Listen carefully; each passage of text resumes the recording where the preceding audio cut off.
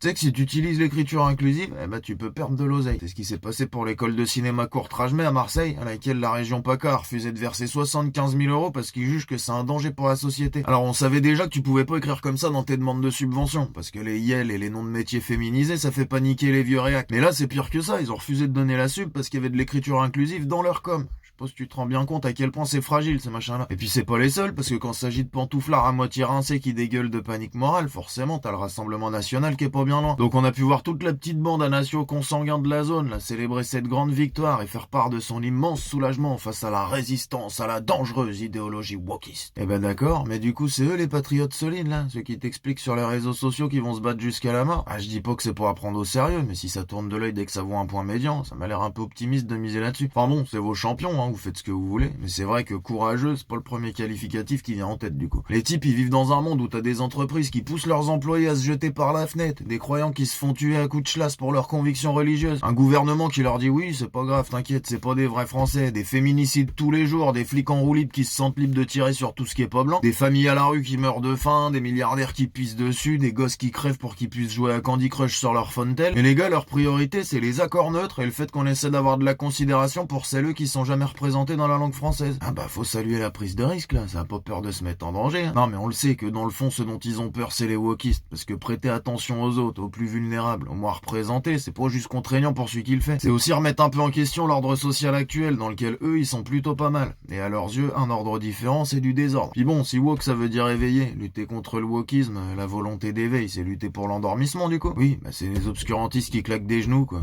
Va falloir se lever tôt pour faire passer ça pour une vertu. Enfin bon, si les mecs veulent pioncer, on s'en tartine un peu. Le problème c'est qu'ils veulent que personne se lève quoi. Mais du coup ils font chier le monde, comme les gamins pourris gâtés qui sont. Mais bref, si on est les seuls contre lesquels ils veulent lutter, faut pas avoir trop de scrupules à leur rendre les coups non plus. Hein. Parce que s'ils veulent que tu restes endormi, c'est sûrement pas pour que tu fasses de beaux rêves. Bon, ceci dit, l'école de cinéma, ils auraient pu avoir cette oseille quand même s'ils avaient accepté de ramper devant les petits bourgeois conservateurs. Et ils ont dit non merci, allez vous faire foutre. Et ça, je te cache pas que ça fait plaisir. Puis en même temps, ça nous rappelle qu'il y a bien que les vendus qui pensent que tout le monde s'achète.